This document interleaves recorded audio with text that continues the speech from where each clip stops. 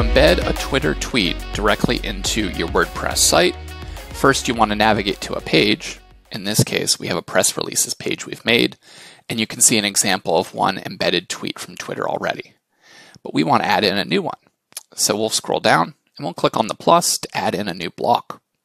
Here, I can either click on Twitter, or if it wasn't appearing, I could type in Twitter and then select the option to add the Twitter block. I'll click that now. Next, we have a space to add in our Twitter URL. Let's go to Twitter, and here you can see I have the WordPress.com Twitter feed open already. If I want to embed this particular tweet, first I'll click on it, then I'll select the URL, then I'll right-click and copy, and next I'll go back to my WordPress.com page, and where it says Twitter URL, enter URL to embed here. I'll paste in that URL from that particular tweet. Next, I'll click on Embed, and WordPress will format and add that Twitter tweet directly into our site.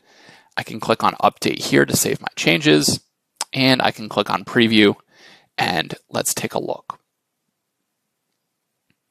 Here we go. We can see my test site and my press releases, and one embedded Twitter tweet, and the second embedded Twitter tweet that we just added.